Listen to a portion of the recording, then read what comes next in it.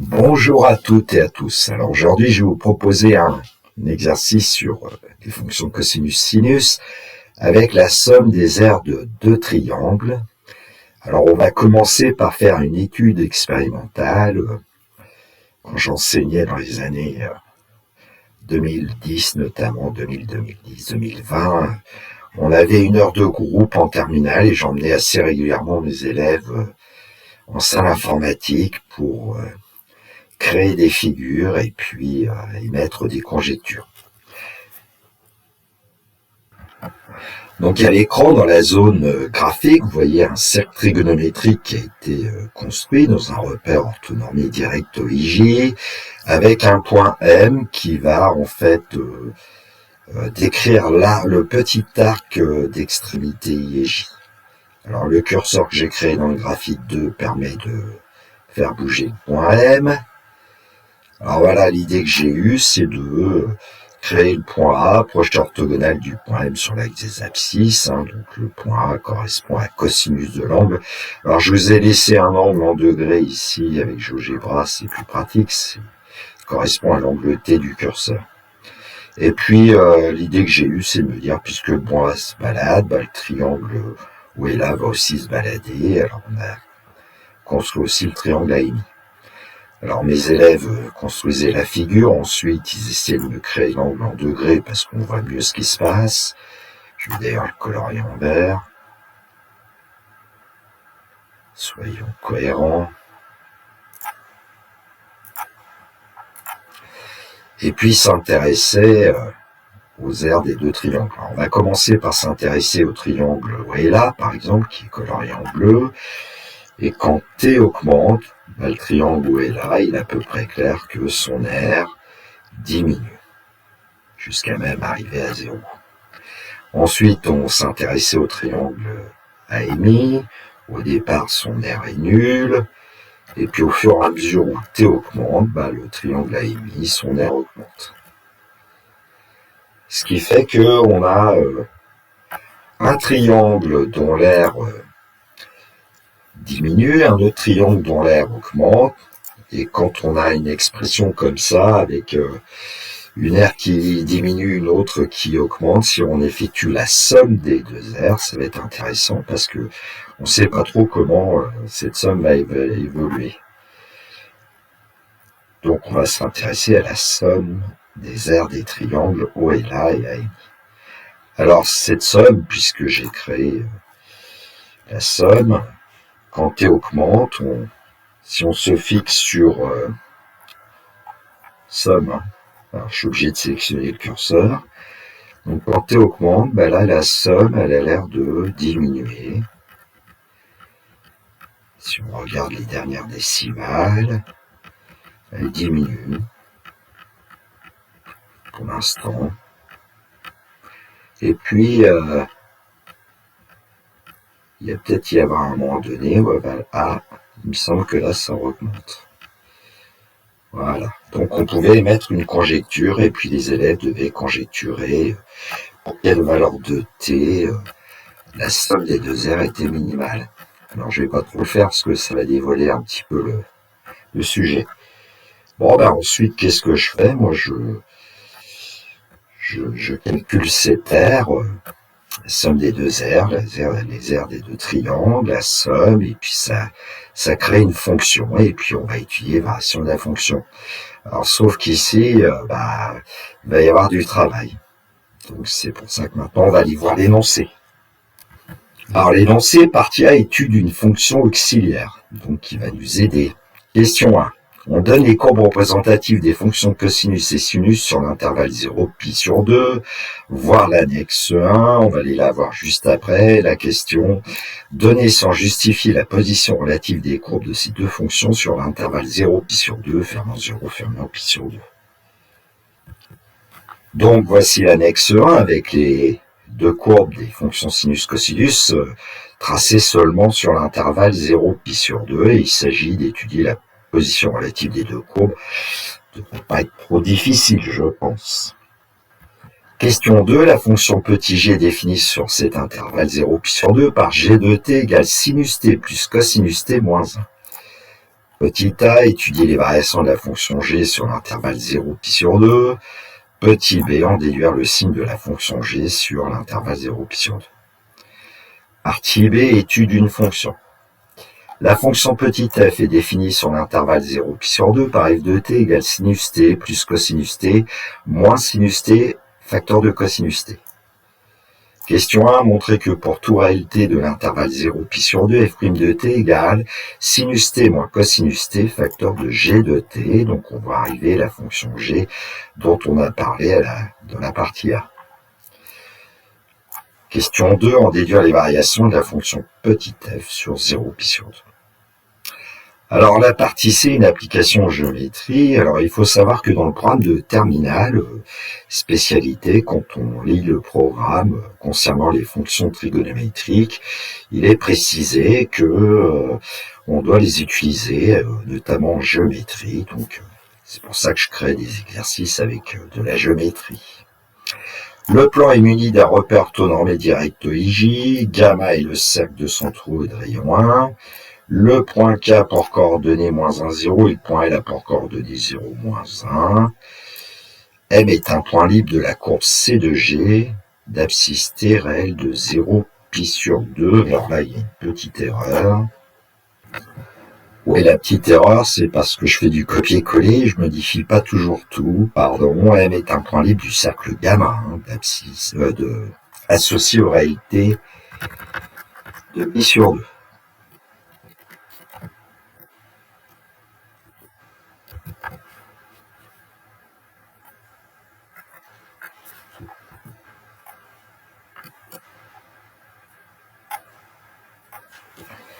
Le point A est le projeté orthogonal du point M sur la droite OI. Grand S de T, la somme des aires des triangles Ami et Ola. Voir l'annexe 2.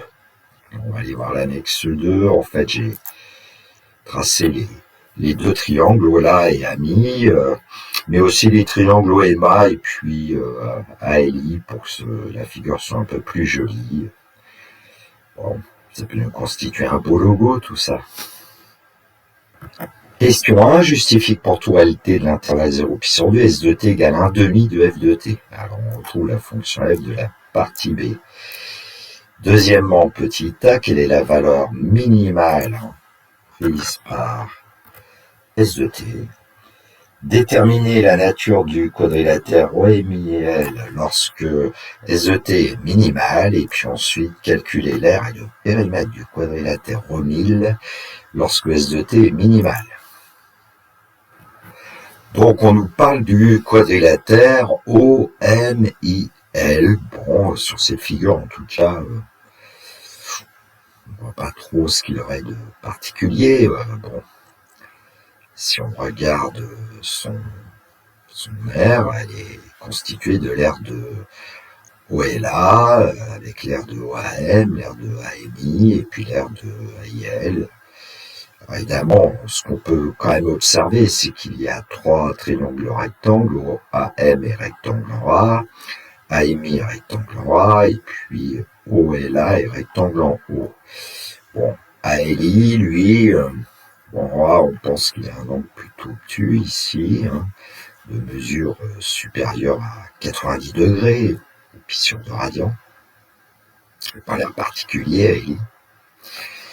Bon, c'est toujours bon d'essayer de bien analyser les figures, de coder ce que je fais pas là, mais les angles droits, éventuellement si on a affaire à un triangle isocèle, ou bien si on a affaire à un triangle équilatéral, bon, pensez à aller chercher des informations. Correction de la partie A, donner sans justifier la position relative des courbes de sinus et cosinus sur l'intervalle 0 pi sur 2, on vous donnait le schéma. Alors vous devez remarquer que moi avec le logiciel GeoGebra, j'ai distingué deux zones. Alors pourquoi ces deux zones? Déjà, ce qu'on va pouvoir dire, c'est que les deux courbes se coupent en un certain point. Alors c'est pas évident qu'on le voit sur la figure, c'est pas toujours très joli, mais là, je vais l'appeler PAC. C'est pour l'instant ce point d'intersection. Évidemment, il correspond à pi sur 4, c'est-à-dire que son abscisse c'est pi sur 4, alors c'est pas forcément indiqué sur la figure. On sait que le cosinus et le sinus de pi sur 4 sont égaux, et d'ailleurs on obtient en ordonnée racine carrée de 2 sur 2, environ 0,707, hein. C'est bien un petit peu en dessous de 3 quarts qui vaut 0,75. Donc là, par les curves graphiques, hein, on voit bien que la courbe de sinus est située en dessous de la courbe de cosinus sur l'intervalle 0 pi sur 4. Alors, on a envie plutôt d'ouvrir en pi sur 4. Ensuite, il y a un point d'intersection entre les deux courbes, hein, le fameux point C dont j'ai parlé. Et puis sur l'intervalle 0 pi sur 2, la courbe de la fonction sinus est située au-dessus de la courbe de la fonction cosinus. Alors on pourrait constater un petit peu ces choses-là, la comparaison de sinus et cosinus à l'aide d'un cercle trigonométrique, mais je trouve qu'avec les courbes représentatives, c'est beaucoup plus clair. Rédaction, la courbe de sinus est située en dessous de la courbe de cosinus sur 0 pi sur 4, fermé en 0 et ouvert en pi sur 4. Les courbes sinus et de cosinus se coupent en un point qu'on a appelé C, nous, d'abscisse pi sur 4 et d'ordonnée racine de 2 sur 2. Et la courbe de sinus est située au-dessus de la courbe de cosinus sur l'intervalle pi sur 4, pi sur 2, ouvert en pi sur 4 et fermé en pi sur 2. Donc à partir de cette observation, je vais faire une remarque sur comment on compare sinus x et cosinus x. Donc on va pouvoir dire que quel que soit x ici, appartenant à l'intervalle 0 pi sur 4, ouvert en pi sur 4, eh bien on va pouvoir dire que sinus x est plus petit, strictement inférieur à cosinus x. Je vais mettre quand même strictement inférieur. Cosinus x. On peut dire que pour x égale pi sur 4, cosinus x est égal à sinus x.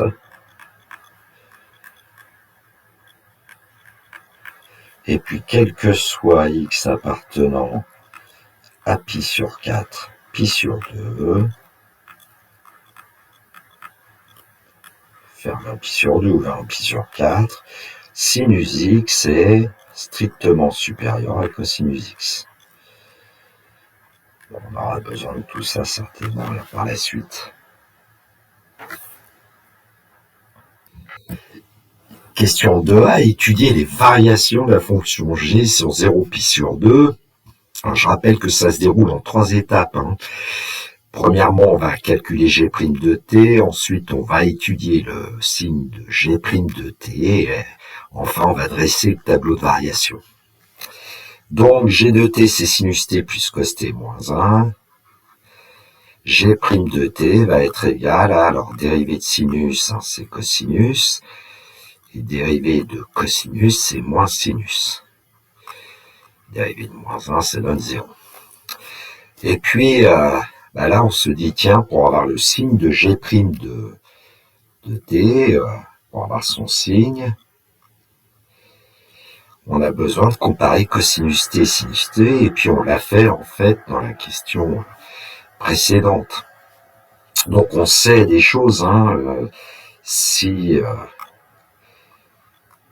t est compris entre 0 et pi sur 4 exclu, hein, alors on a vu que sinus t était plus petit que cosinus t, et donc on va avoir cosinus t moins sinus t qui va être positif. Donc g' de t va être positif. Bon, je vais tout faire, mais ici on pourrait presque s'arrêter. Donc si t égale pi sur 4, alors sinus t égale cos t. Ce qui fait que g' de t vaut 0 ici. Et puis si t est plus grand que pi sur 4, mais plus petit ou égal à pi sur 2, alors On a vu que sinus t était plus grand que cosinus t, et donc cos t moins sinus t va être négatif, c'est-à-dire que g' de t va être strictement inférieur à 0.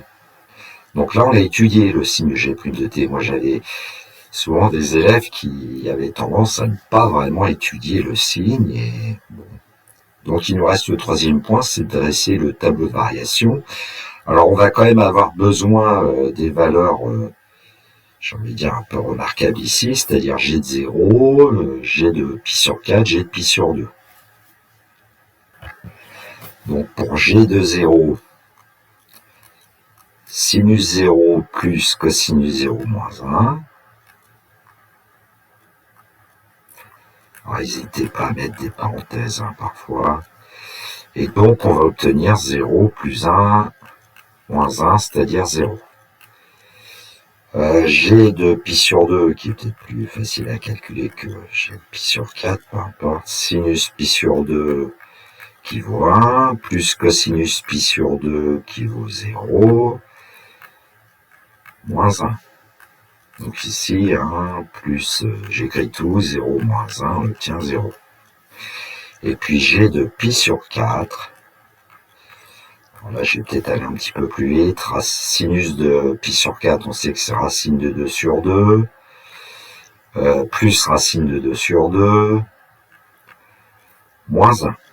Donc on va obtenir racine carrée de 2 moins 1. Alors si on se souvient que racine de 2 c'est environ 1,414, moins 1, on va obtenir une valeur positive proche de 0,414, mais bon. Le tableau de variation de G, donc on a dit que G' s'annulait en pi sur 4, que sur 0 pi sur 4, G' était positive, et sur pi sur 4, pi sur 2, G' était négative. On en déduit donc les variations de G.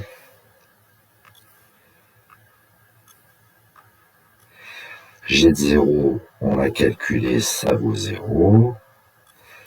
G de pi sur 2, on avait obtenu 0. Et puis j'ai laissé à l'écran la valeur maximale exacte, racine carrée de 2 moins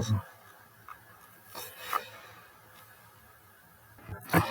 Alors si vous disposez d'une calculatrice, n'hésitez pas quand même à tracer la courbe de G, ça donne toujours des indications, éventuellement la courbe de G' pour vérifier les signes. Bon. Alors, vérifiez quand même que dans le mode, on est bien en mode radian, donc sur une TI, ça se passe ici, hein, en mode degré, ici, quitter, on va fabriquer donc la fonction, c'est, je vais peut-être le mettre, bon non, si je pense que c'est bon, alors, entrée, sinus x plus cosinus x. Donc la variable ici, c'est forcément x, hein, on n'est pas t surtout, moins 1. Bon, a priori, on aurait besoin d'un tableau de valeur pour régler la fenêtre si on veut le graphe, parce que là, si j'appuie sur le graphe, voilà. Ah, bon, vous voyez, bon, peut-être des petits soucis. Donc la fenêtre, on va pouvoir la régler parce qu'on a le tableau de variation qui nous aide bien. Alors ici, c'était le nombre pi, donc on va indiquer pi sur 2. Hein. On travaille sur 0 pi sur 2 ici. Alors, mes élèves, je disais, vous pouvez mettre, par exemple, une graduation de pi sur 24, pi sur 24, pi sur 12 si on veut. Enfin bon, c'est pas très grave la graduation. Donc le y-min, on sait que la valeur minimale qu'on a trouvée dans le tableau de variation, c'est 0, et la valeur maximale environ 0,414. Alors moi, je préfère régler d'abord le max, bon, on va mettre 0,5. Et puis en général, je disais à mes élèves, vous pouvez mettre dans y-min,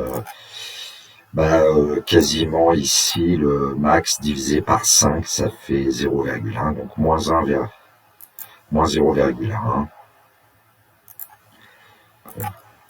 Un petit peu en dessous de l'axe abscisse, et puis la graduation, ici, on pourrait peut-être prendre quand même de 0,1 ou 0,1 pour avoir une graduation à peu près régulière. Graphe. Bon, on retrouve bien nos variations. La valeur du maximum, on peut la trouver, hein, je vous le fais voir, j'ai déjà fait dans beaucoup de vidéos, mais bon, maximum. Alors on se place un petit peu à gauche du sommet, alors faut pas hésiter, elle est quand même assez à gauche pour pas se tromper, et puis avec les flèches du clavier de la calculatrice, on se place à droite. Alors quand on est ici, on peut par exemple se déplacer et là se mettre le plus proche possible du maximum, du point maximum, et on fait entrer à chaque fois. Entrée. Il indique le maximum. Il est atteint pour une valeur de x d'environ 0,7853982. Bon. Et puis la valeur de y, c'est 0,414 environ. Racine carrée de 2 moins 1. Si on ne le sait pas, ben on tape racine de 2 moins 1. Et puis on regarde. Bon, ce qu'il y a de bien, c'est que la calculatrice conserve en mémoire le nombre x, ça qui a été calculé, donc je vais prendre ces valeurs de x. Et puis si on veut essayer de voir en degrés, ben, on multiplie par 180 degrés et on divise par pi. C'est toujours plus facile de travailler, à mon avis, en degrés, mais bon. Et il lui dit que c'est environ 45 degrés. Bon, il y a quand même une approximation. Le programme de la calculatrice est pas forcément super efficace. Avec GeoGebra, on trouverait, à mon avis, 45 degrés. Et pour Y, alors alpha Y, c'est ici, on avait trouvé environ 0,414. Tapons racine de 2 moins 1. Alors attention, racine de 2, et puis moins 1, c'est à l'extérieur de la racine. Hein. Voilà. Avec une petite touche de clavier, on a une valeur approchée, c'est la même. Question 2b, en déduire le signe de la fonction g sur 0 puis sur 2. Bon, il me semble clair qu'avec les variations, on va pouvoir créer le tableau de signes immédiatement. Hein. On va avoir donc, ça va être positif sur l'intervalle 0 pi sur 2.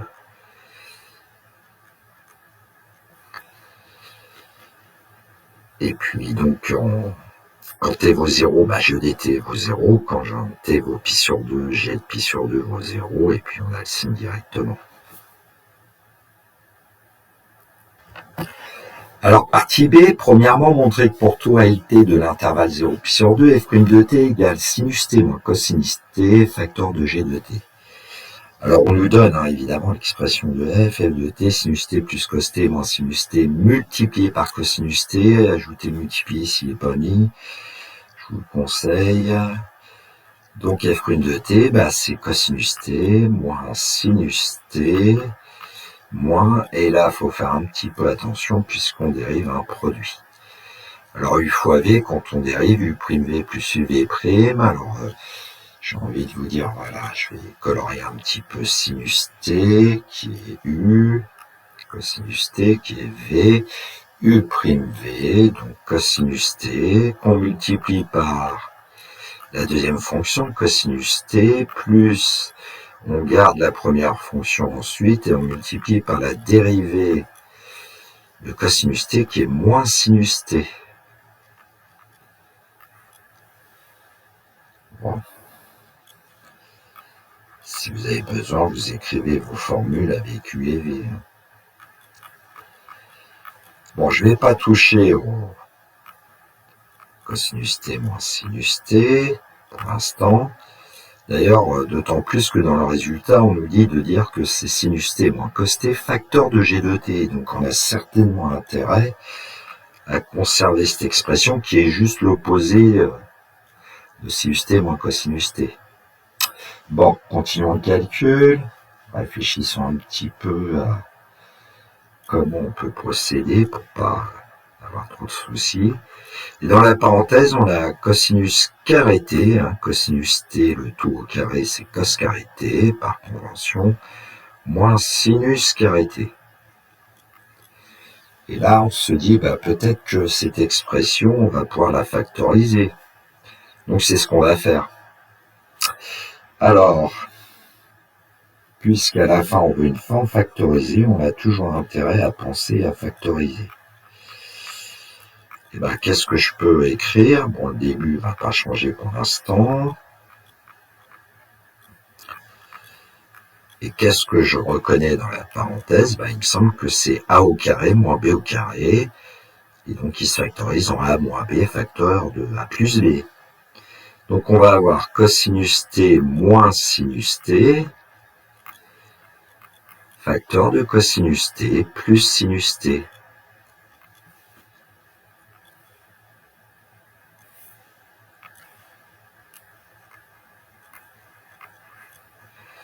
Et là, on doit reconnaître quelque chose. On va ajouter des parenthèses au départ parce que on voit que on va pouvoir factoriser par cos t moins sinus t.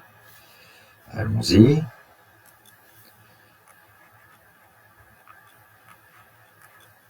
Donc f' de t, c'est cosinus t moins sinus t que je mets en facteur.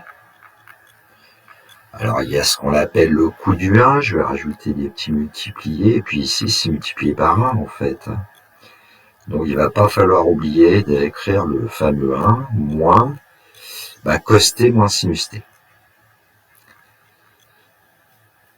Donc, cos t moins sinus t. Bon, alors, est-ce que ça ressemble à des choses qu'on a faites? Il me semble que l'expression que vous voyez ici, 1 moins cos t moins sinus t, c'est en fait moins g de t. Et puis ici, cos t moins sinus t, c'est moins, entre parenthèses, sinus t moins cos t. Donc on est quasiment arrivé au bout de la question. Donc si on prend l'opposé dans la première parenthèse et qu'on prend l'opposé dans la deuxième parenthèse, voilà ce que ça nous donne.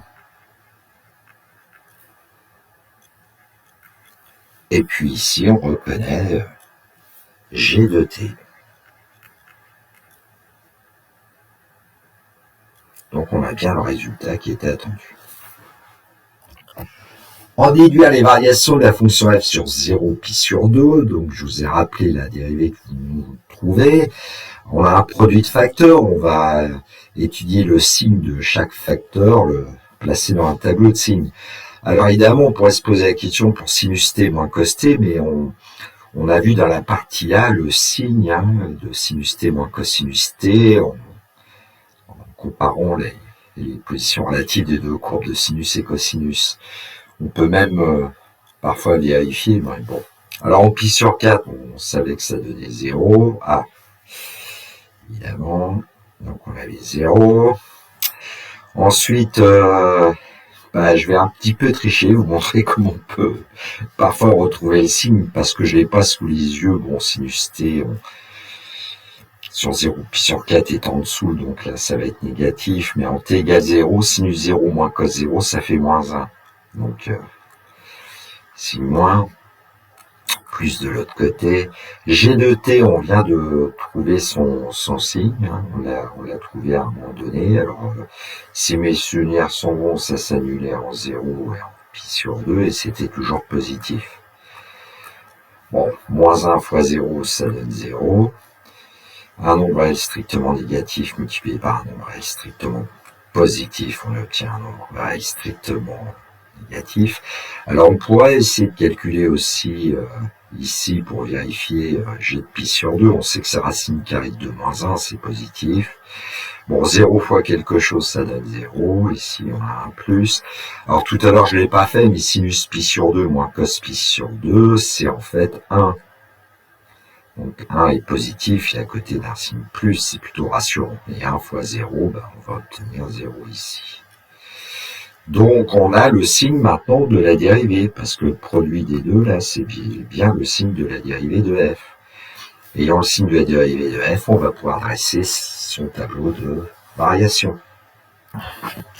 Alors pour bien créer le tableau de variation, on a besoin quand même des valeurs donc de f de 0, c'est-à-dire ici Sinus 0 qui vaut 0, f de 0 c'est sinus 0 plus que 0 moins sinus 0 cos 0. Ici on a aussi 0, ça s'en va, il va rester 1. Donc ensuite on peut dire que f est strictement décroissante sur 0 pi sur 4. On aura besoin de la valeur de pi sur 4 qu'on va calculer après. Ici f va être strictement croissante sur pi sur 4, pi sur 2. Bon, je vais calculer f de pi sur 2. Alors, donc f de pi sur 2, sinus pi sur 2 qui vaut 1, plus cosinus pi sur 2 qui vaut 0, moins 0 fois 1. Donc on va obtenir 1. Et pour f de pi sur 4. Donc on va obtenir racine carrée de 2 sur 2 pour sinus pi sur 4, racine carrée de 2 sur 2 pour le cosinus, et puis ensuite il faudra faire le produit des deux. Donc ici, je vais gommer racine de 2 sur 2 plus racine de 2 sur 2, on va obtenir tout simplement racine carrée de 2.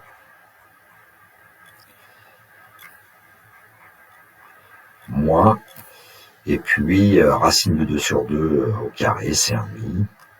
Voilà, on obtient f de pi sur 4. Alors on pourrait l'écrire un petit peu autrement en mettant même dénominateur par exemple, si on veut. Ça va nous faire 2 racines carrées de 2 moins 1, le tout divisé par 2. Vérifier que ce nombre-là est plus petit que 1 dans le tableau de variation, donc on peut mettre racine carrée de 2, et je vais écrire moins 0,5, place de 1,5. Voilà, et donc on a bien notre tableau de variation de la fonction f sur l'intervalle 0 pi sur 2. Alors une remarque qu'on faisait quand moi j'étais élève, on savait que normalement si on traçait la courbe de f, comme au point d'abscisse égale 0 et d'ordonnée 1, la dérivée ici s'annule, on avait forcément une demi-tangente horizontale, une tangente horizontale au point d'abscisse pi sur 4 de la courbe de f, une demi-tangente horizontale au point d'abscisse pi sur 2 de la courbe de f. Et voilà, on faisait un dessin, je vais le faire un petit peu tiens à l'arrache. La courbe représentative. Si on place 0, pi sur 4, pi sur 2. Donc voilà comment on procédait. On était par exemple, alors racine de 2 moins 0,5, environ 1,4 moins 0,5, c'est tout petit, hein, enfin c'est proche de 1, pardon. Donc on avait 1, on avait donc le point minimal ici, on savait qu'on traçait ici une demi-tangente horizontale, ici au point d'abscisse pi sur 4, une tangente horizontale, au point d'abscisse pi sur 2 d'ordonnée 1, on avait une demi-tangente horizontale comme ça. Et puis ensuite, on pouvait essayer de calculer en pi sur 6 ce qui se passait, en pi sur 3 aussi pour les valeurs remarquables. Et puis on essaie de faire un dessin à main levée qui soit à peu près propre. Donc on partait du point de coordonnées 0,1, on suivait la tangente à peu près, et ensuite on sent qu'il va y avoir un changement de concavité, certainement un point d'inflexion entre 0 et pi sur 4, et certainement un autre point d'inflexion d'ailleurs entre pi sur 4 et pi sur 2. Alors on ne sait pas où ils sont exactement, mais j'ai l'impression que autour de ce point-là, il y a certainement un changement de concavité et de convexité. Et donc on avait la courbe de petit f. Alors évidemment, c'est beaucoup mieux maintenant. On peut prendre une calculatrice, la tracer. On n'aura pas les tangentes horizontales. Donc avec la calculatrice, f de x en fait, ici pour la calculatrice, donc on a sinus x plus cosinus x moins le produit sinus x multiplié par cosinus x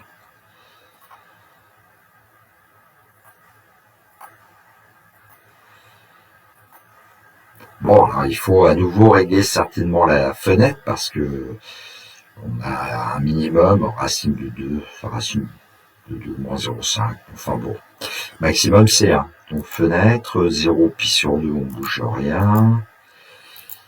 Donc ici on a peut-être à mettre un peu plus que 1.1 et puis on peut mettre 1.2, le minimum on va mettre tiens 0.2. Et puis le pas, la graduation sur les Y, on peut peut-être mettre 0.2. Graphe. Donc notre courbe qui arrive. Alors évidemment ici, vous voyez, il n'y a pas des variations très simples. Alors on va essayer de changer un petit peu la fenêtre pour arriver à dans la table. On va aller regarder une valeur approchée en pi sur 4.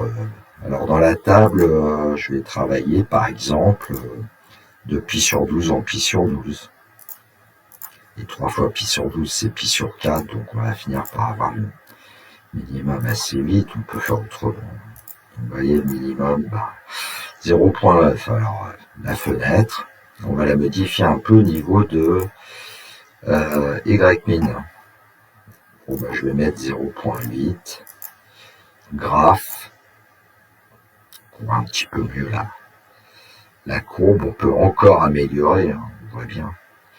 Fenêtre, Y-min 0.9. Un point ici. Bon, la graduation, il s'agirait peut-être de la modifier aussi un petit peu. Elle est 0.05. Graphe. Bon. Ouais, alors un peu trop dessus, passer en dessous. Bon, ok.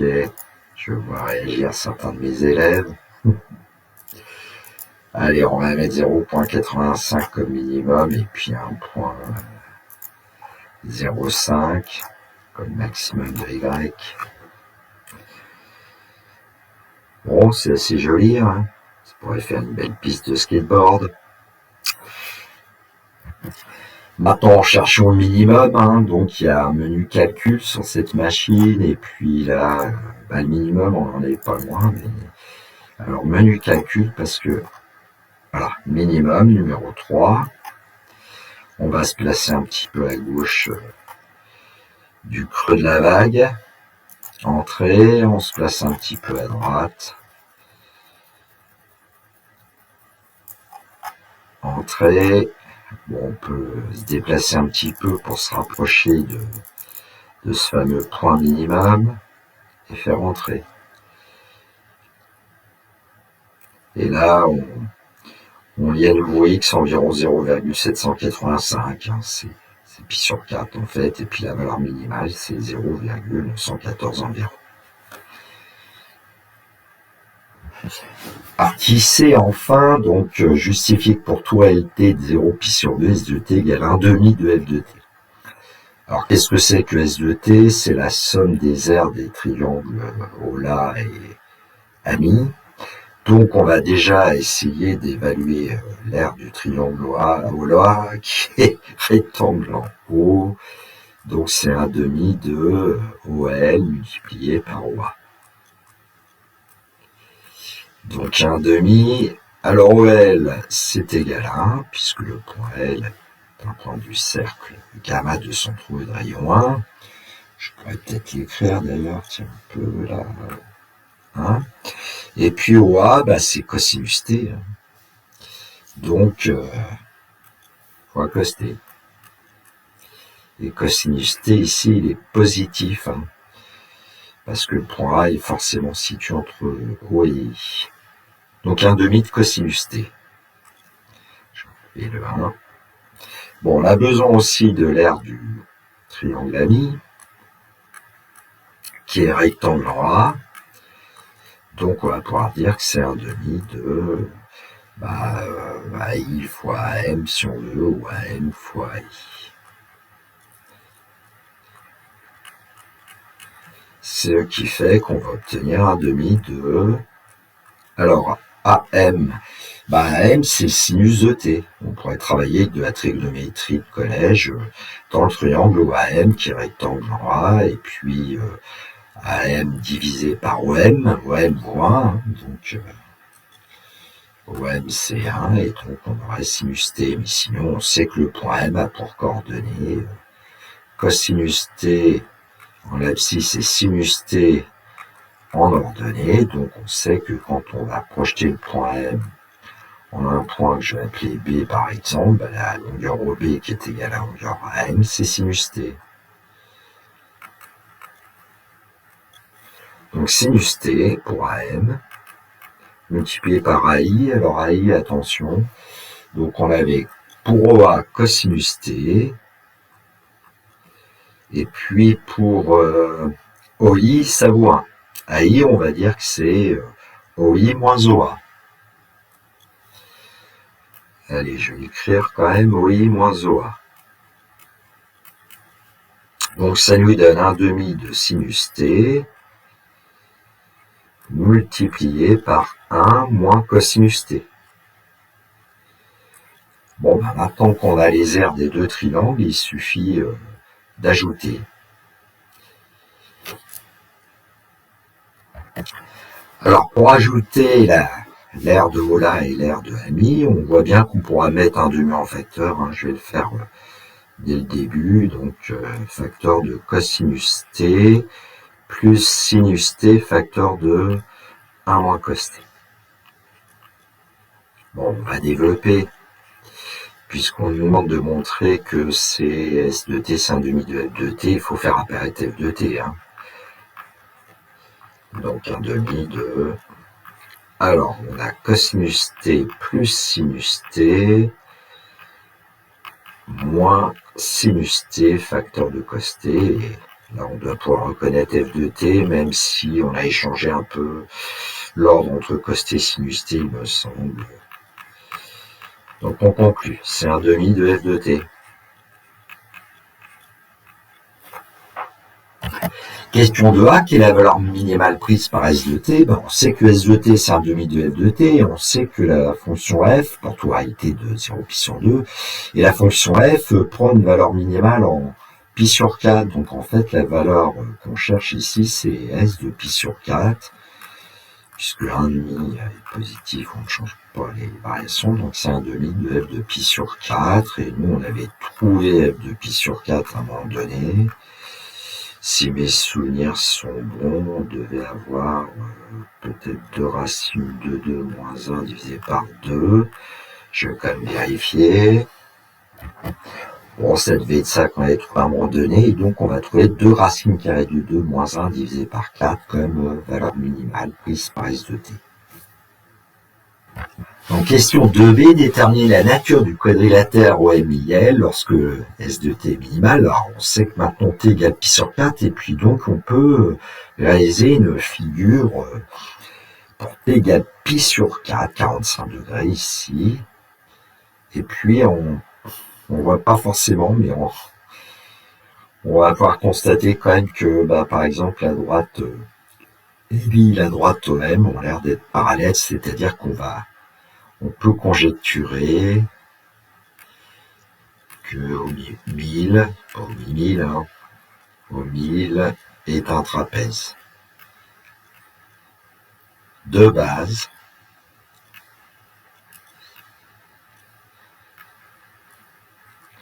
Alors la grande base, ça serait IL ici,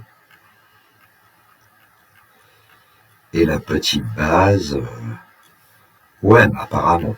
Bon, déjà on observe, on peut conjecturer, et puis après on va démontrer évidemment. Alors comment est-ce qu'on peut démontrer ça? Eh bien, on peut par exemple comparer les vecteurs OM et LI. Alors LI c'est le plus simple, hein, parce que L a pour coordonnées donc 0, moins 1, et puis I a pour coordonnées 0, 1. Donc le vecteur LI a pour coordonnées, je me suis trompé ici, c'est 1, 0 bien sûr, hein, je dis n'importe quoi, le distrait au mazette. 1, 0. Donc 1 moins 0, ça donne 1, et 0 moins moins 1, ça donne 1. Ellie. Bon, qui est d'ailleurs parallèle, la droite Ellie et la droite d'équation y égale x, et puis justement la droite OM, on va voir que c'est la droite des équations y égale x, quasiment la première bisectrice du repère. Hein. Bon, et donc pour OM, voilà, on a le point O qui a pour coordonnées 0, 0, et puis le point M, lui ici, il a pour coordonnées cosinus pi sur 4, sinus pi sur 4, bien sûr. Ce qui donne en fait racine de 2 sur 2, racine de 2 sur 2. Donc on constate que les vecteurs Li et OM, ils ont des abscisses et ordonnées égales. Bon, il ne doit pas être trop dur de les comparer. Hein. Alors, je vais essayer de commer un peu. Voilà, hop. Donc, qu'est-ce qu'on a pour ces vecteurs? Alors, Li, coordonnées 1, 1. Avec le déterminant, on démontrera facilement que les vecteurs Li et OM sont collinaires, mais ici on ne va pas en avoir besoin parce que il me semble clair que les vecteurs Li-OM sont tels que, eh bien, si on prend le vecteur M, ça nous donne racine carrée de 2 sur 2, le vecteur Li. Bon, il suffit de vérifier hein, avec les coordonnées. Racine carrée de 2 sur 2, environ 0,707, donc c'est bien OM qui est la petite base et Li qui est la grande base. Bon, et ça suffit pour dire que OM est un trapèze de base OM et Li. Bon, est-ce qu'il est isocèle ou rectangle? C'est évident qu'il n'est pas rectangle, puisque l'angle MOL, il vaut 135 degrés. 90 degrés plus 45 degrés, donc c'est pas un angle droit. Et puis la longueur OL qui vaut 1 n'est pas égale à la longueur MI ici. C'est à peu près évident qu'il n'est pas isocèle non plus. Question 2C, calculer l'aire et le périmètre du quadrilatère OMIL lorsque S de T est minimal, évidemment T égale pi sur 4, donc c'est la figure à laquelle on a affaire. Ce sera plus facile peut-être pour l'aire que pour le périmètre, mais bon. Alors allons-y, comment est-ce qu'on peut trouver l'aire de l'aire du quadrilatère OMIL?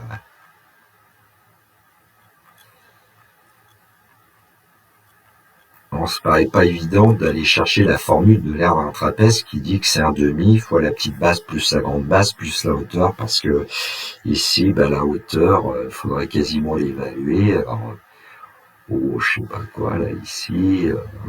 Bon, c'est faisable, hein, c'est faisable, mais il y a plus simple, il me semble, tout simplement en se disant, on va ajouter les aires des 4 triangles qui interviennent. D'abord parce que l'aire de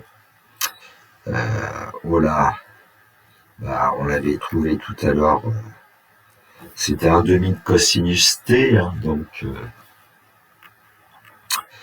un demi de cosinus pi sur 4, donc un demi de racine de 2 sur 2, ça fera racine de 2 sur 4. L'aire de Ami, on avait aussi une formule, donc on va pouvoir l'appliquer, mais enfin, ça doit pouvoir se voir ici, l'aire du rectangle Ami, parce que OA, c'est racine carrée de 2 sur 2, et AM aussi ici. Hein. C'est un demi-carré, en fait, OMA, si on traçait le point B qui correspond au point M. On aurait BOAM qui serait un carré, deux côtés racine carrée de 2 sur 2. Hein. Donc, l'aire de Ami, c'est un demi de... qu'est-ce que j'ai dit? Racine de 2 sur 2 carré. Et donc, ça va nous donner un demi fois un quart. Bon, j'ai confondu le triangle OAM avec le triangle AMI. Hein. Bon, je vais faire autrement parce que pour pas. Alors c'est vrai que l'aire de Ola, il faut rajouter l'aire de AIL et puis l'aire de OAM, l'aire de AIM. Bon, on va faire un petit peu autrement parce que il y a moyen de faire plus simple ici. Voilà. Bon, autant pour moi. Et que les imbéciles qui se trompent jamais. Alors, disait mon professeur de terminale, on va peut-être plutôt dire que l'aire de OMI, c'est l'aire de OLI, ça sera plus simple, on n'aura pas à aller chercher.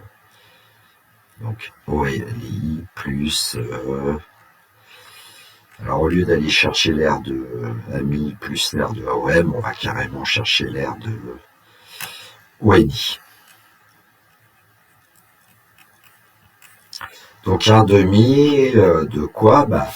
OLI, c'est côté 1 et 1, hein. Et donc c'est un demi de 1 au carré, si on veut. Plus l'aire de OMI, c'est en fait la longueur AM multipliée par OI, divisé par 2, c'est un demi de, alors on va dire OI, qui vaut 1 multiplié par AM. Bon, c'est plus simple comme ça.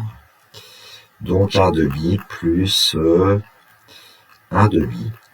OI vaut 1 et AM, on sait que c'est sinus 40 pi sur 4, donc c'est racine de 2 sur 2. Donc finalement, on va trouver que c'est 2 plus racine de 2 divisé par 4 quand on met tout le monde au même dénominateur. Donc voilà pour l'aire de OMIL. Alors pour le périmètre de OMIL, on peut dire que c'est OLI, alors OL, pardon, plus LI, plus IM, plus OM. OL, c'est facile, ça vaut 1. On sait. LI, c'est l'hypoténuse du triangle rectangle isocèle OLI en haut, donc on devrait pouvoir dire tout de suite que c'est en jaune, racine carrée de 2. Donc LI, sinon on utilise le théorème de Pythagore, bon, c'est racine carrée de 2. Alors IM, ça va être moins facile à calculer, donc je vais le laisser pour la fin. OM, alors OM, évidemment, comme le point M appartient au cercle de centraux et de rayon 1, ça vaut 1. Donc déjà, on a 3 longueurs. Bon, celle qui va nous poser peut-être un petit peu plus de soucis, c'est IM, donc je vais faire le petit calcul à part. Alors une méthode, c'est d'aller chercher le triangle AMI parce qu'il est rectangle en A. Alors allons-y, pour le triangle AMI, qui est rectangle en A, on peut appliquer le théorème de Pythagore. Du coup, MI carré va être égal à AM carré plus AI carré. MI carré, c'est quoi? C'est AM carré, alors on sait que c'est sinus pi sur 4, le tout au carré, racine de 2 sur 2, au carré. Et AI, c'est un petit peu plus délicat, puisque AI, il faut récupérer à nouveau que c'est OI moins OA. Donc c'est 1 moins, et puis OA, on sait que c'est racine carrée de 2 sur 2 aussi, au carré. Donc MI carré égale, alors on va trouver un demi ici, plus, et puis on va développer une identité remarquable, 1 moins 2 fois 1 fois racine de 2, ça fait racine de 2, plus 1 demi. Donc MI carré va être égal à, alors 1 demi plus 3 demi, plus 1 demi, 3 demi, moins racine de 2, c'est-à-dire qu'on va trouver que MI carré est égal à 2 moins racine carrée de 2, ce qui fait que MI est égal à la racine carrée de 2 moins racine de carré de 2. Alors, il y a une autre méthode possible pour ceux qui connaissent le théorème d'Al-Kashi en travaillant dans le triangle OMI.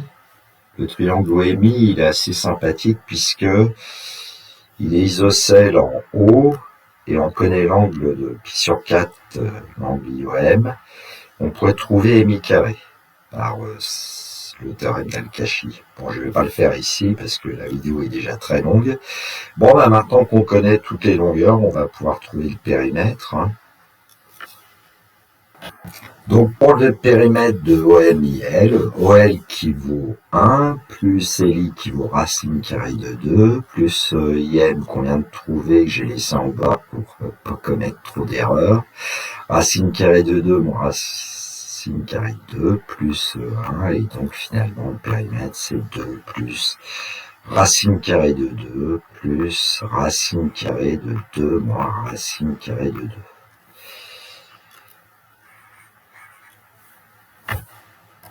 Donc, petite cerise sur le gâteau, retour avec GeoGebra. Donc, quand on fait évoluer le curseur T, il y a un point P sur la courbe de F, donc j'ai représenté l'escalade.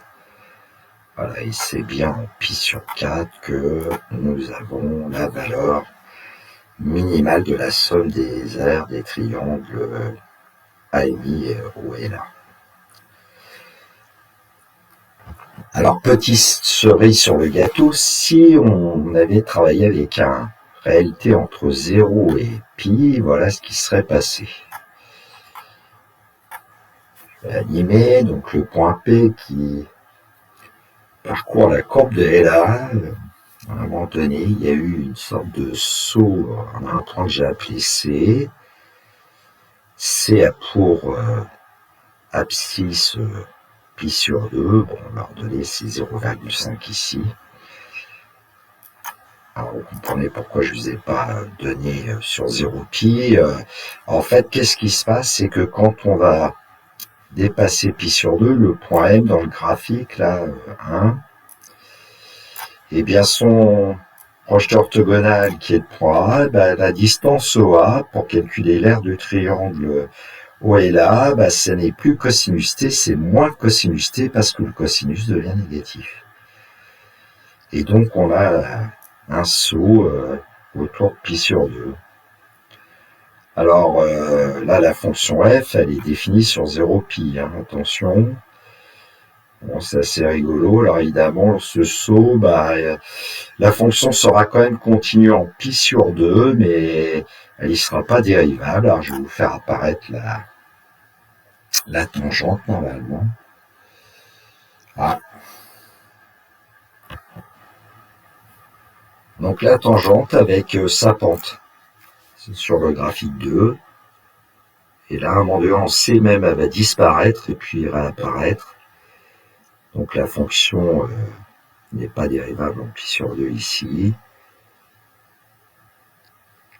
Bon, il y a quand même un maximum sur pi sur 2 pi qui est atteint pour un point que j'ai appelé h. En fait, h a pour abscisse 3 pi sur 4. Bon, ben voilà, si ça vous intéresse, ça vous fait un bon prolongement à cet exercice.